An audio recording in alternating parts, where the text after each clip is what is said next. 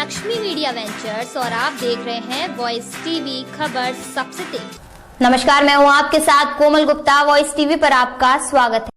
फिरोजाबाद के CA chartered accountant पवन अग्रवाल से जानिए अपने टैक्स की समस्याओं का समाधान। कैसे कर सकते हैं आप अपनी टैक्स से संबंधित समस्याओं को दूर। वहीं आपको बता दें, सीए पवन अग्रवाल से हमारी संवाददाता रीना खान ने बातचीत की और जाना कि किस प्रकार भारत में रहने वाले नागरिक टैक्स की समस्याओं से आसानी से राहत पा सकते हैं। देखिए हमारी यह स्पेशल रिपोर्ट। अब हमने यदि प्रीमियम नहीं भी पे करी है और मान लिया हम गलत छूट लेते हैं और सरकार को बाद में ये पता चलता है रिटर्न नंबर 7 है, ये वो संस्थाएं भरती हैं जो सरकार से एग्जेम्पशन, चैरिटेबल इंस्टीट्यूशन जो होते हैं, जो जैसे एजुकेशनल इंस्टीट्यूशन है, हॉस्पिटल हैं, जिनकी की पूरी इनकम सरकार ने माफ़ की हुई है, जिस पर टैक्स नहीं लगता, ऐसी संस्थाओं के लिए जैसे रिटर्न नंबर 7 दिया हुआ है, कंपनी के लिए अलग दिया हुआ है। तो ये टोटल 1 से लेके 7 रिटर्न हैं। इस संबंध में विस्तृत जानकारी व्यक्ति को या तो अपनी गवर्नमेंट ऑफ इंडिया की इनकम टैक्स की वेबसाइट से ली जा सकती है अथवा अपने संबंधित जो आपके कर विशेषज्ञ हैं आप उनसे जानकारी ले सकते हैं। 2020 के बीच में बिजली का बिल चाहे उसके अपने नाम से हो, चाहे व्यावसायिक हो अथवा घर का हो, यदि उसने 1 लाख रुपए से अधिक का पे किया है तो भी उसको रिटर्न भरना इस साल कंपलसरी है, भले ही उसकी इनकम जो लिमिट है उससे टोटल इनकम भले ही कम। यानी ऐसा व्यक्ति, कल्पना करिए किसी व्यक्ति की टोटल इनकम कुल 2 लाख रुपए की है और उसने 1 लाख रुपए का या 1,05,000 रुपए का बिजली का बिल जमा किया है, जिसमें से 50,000 रुपए का उसका घर का है और 55,000 रुपए का उसका गोदाम का या व्यवसायिक किसी प्रतिष्ठान का है। तो ऐसे केसेस में भी उसको रिटर्न भरना जरूरी है। हालांकि यहाँ पर उसकी 2.5 लाख रुपए से नीचे इनकम है तो उसको रिटर्न भरने की आवश्यकता नहीं थी, लेकिन क्योंकि सरकार ने नया प्रोविजन कर दिया है इसलिए उसको ये रिटर्न भरना ही पड़ेगा।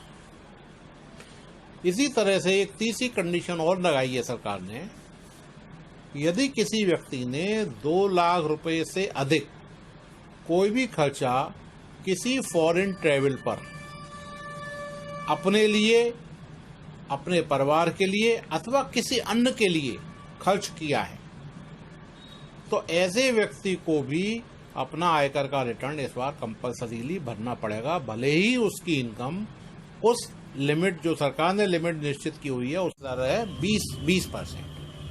और जब हम 10 लाख से ऊपर चले जाते हैं तो उसमें इनकम टैक्स दर है 30%। फर्म के केस में ये 25% है, कंपनी के केस में 25% है।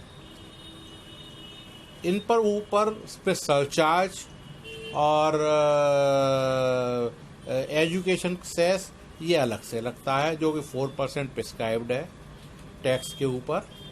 और ये सरकार ने ये जो दरें हैं ये हर साल सरकार अपने बजट में घोषित करती है आगे आने वाले साल की। यानी जैसे इस साल का जो बजट आया है उसकी जो दरें हैं वो 1/4/20 से जो साल शुरू हो रहा है वो 20 से लेकर के 21 तक है, जिसका कि रिटर्न 21 की मार्च के बाद भरा जाएगा। जनरली थोड़ा सा कंफ्यूजन हो जाता है यहाँ पर कि सरकार ने बजट तो दिया है अभी और उसकी दरें हमारी इस साल में लागू होंगी, तो इस साल क्योंकि हम रिटर्न ही पीछे का भर रहे हैं, पीछे की साल का भर रहे हैं, इसलिए लोग ये समझते हैं कि कौन सी तारीख में भरना चाहिए, लोगों को ज्ञात नहीं होता है। जी, एक तो दर का हो गया कि ये थोड़ा सा कंफ्यूजन रहता है। दूसरे जनरली जो डेट होती है वो होती है 31 जुलाई। 31 मार्च तक की जो इनकम हमने अर्न की उसका पूरा विवरण हमको 4 महीने के अंदर 31 जुलाई तक दे देना चाहिए। जो इन फर्मों का ऑडिट होता है, कुछ फर्मों का सरकार ने ऑडिट कराना कंपलसरी किया हुआ है, जिनका ऑडिट होता है उनके केस में 30 सितंबर होती है डेट।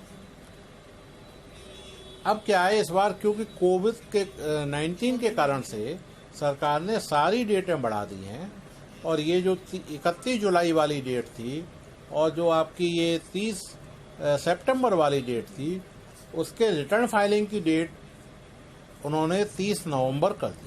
यानी इस बार यदि हम 30 नवंबर तक भी रिटर्न भर देते हैं तो हमारे ऊपर कोई पेनल्टी, इंटरेस्ट नहीं लगेगा। ऑडिट के केस में उन्होंने 80C बहुत पॉपुलर सेक्शन है, जिसमें LIC, PF, NSC इनमें इन्वेस्टमेंट करने पर सरकार ने छूट दी हुई है।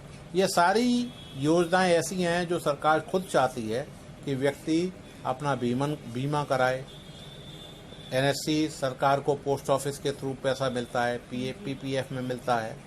तो ये सरकार की ये कल्याणकारी योजना है जिनमें चाहती है सरकार पैसा आप लगाएं और उसमें छूट मिलती है। इसी तरह से एक और बहुत पॉपुलर छूट है, वो है 80G की।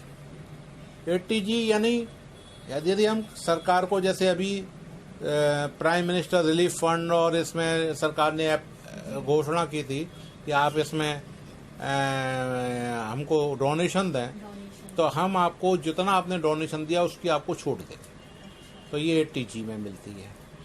इसी तरह से जैसे मेडिकल इंश्योरेंस के लिए सरकार बहुत प्रयासरत है और वो चाहती है कि हर व्यक्ति का मेडिकल इंश्योरेंस हो, उसकी छूट 80D में मिलती है ना। इसी तरह से विकलांग व्यक्ति के लिए जो छूट है वो भी सरकार ने दी हुई है, 80DD में दी हुई है। तो इस तरह से ऐसी बहुत सारी छूटें हैं। इसका बाजे, क्योंकि एक बहुत बड़ा टॉपिक है, इसको हम अगले किसी एक सेशन में पूरा बहुत डिटेल में डिस्कस करेंगे और सभी लोगों को बतलाएंगे किस तरह से इन छूटों का फायदा लिया जा सकता है। ये सरकार खुद चाहती है कि टैक्स पेयर इसमें इन्वेस्ट करें और उस छूट का पूरा फायदा उठाएं, अपना टैक्स कम करें। अच्छा सर, सवाल मेरा सर आपसे ये है कि आखिरकार रिटर्न भरते समय सावधानियां क्या बरतनी चाहिए? देखिए, क्योंकि सरकार को हम अपनी आय का विवरण देते हैं और 97% केसेस में सरकार हमारे भरे हुए विवरण को जैसा है वैसा का वैसा ही स्वीकार कर लेती है। इसलिए सरकार टैक्स पेयर से ये अपेक्षा करती है कि वह जो भी विवरण दे वो बिल्कुल सही दे, उसमें गलत ना हो या कोई तथ्य को छुपाया ना जाए। जैसे एक इनकम टैक्स रिटर्न में एक कॉलम आता है बैंक अकाउंट्स का। जनरली होता क्या है कि एक एक दो दो तीन तीन अकाउंट्स होते हैं और सिर्फ एक का ही हम विवरण दे देते हैं, तो ये ठीक नहीं है। सरकार कहती है यदि 3 अकाउंट हैं तो तीनों का विवरण दीजिएगा, 5 अकाउंट हैं तो 5 का दीजिए, 10 अकाउंट हैं तो 10 का दीजिए। जैसे हमने कोई छूट ली, जैसे अभी मैंने आपको बताया 80C की बीमा हमने कराया, उसकी जो छूट ली। अब हमने यदि प्रीमियम नहीं भी पे करी है और मान लिया हम गलत छूट लेते हैं और सरकार को बाद में ये पता चलता है कि हमने जो है ये छूट गलत ले ली है, तो हमारे ऊपर पेनल एक्शन हो सकता है। इसलिए हमको जो भी रिटर्न हम भरें बिल्कुल ईमानदारी से, बहुत सावधानी से सारे कॉलम को भरते हुए और सारे कॉलम को सही सही बातों का ध्यान देते हुए भरें, जिससे कि जो है आपको जब रिटर्न प्रोसेस हो उस समय आपको तकलीफ हो। बहुत बहुत धन्यवाद जिस तरीके से सर ने हमें बताया कि ये था हमारा आज का टॉपिक, आयकर यानी रिटर्न कैसे भरा जाए, कितने प्रकार के होते हैं और इन सबको भरने के लिए हमें क्या क्या सावधानियां बरतनी चाहिए और सरकार इस पर किस तरीके से छूट देती है। ये हमने आज का टॉपिक आपको बताया। अब हम नेक्स्ट रविवार को आपको मिलेंगे, कौन सा टॉपिक होगा ये हम बता दिए जाएगा आपको। इसीलिए अभी मैं विदा लेती हूँ आपसे। आपकी जो भी क्वारी है आप कमेंट बॉक्स में वॉइस टीवी के पेज पर मुझे भेज सकते हैं। आपकी जो भी समस्या है हम उसका समाधान करेंगे। सहयोगी विपिन राठौर के साथ मैं रीना खान, वॉइस टीवी, फिरोजाबाद।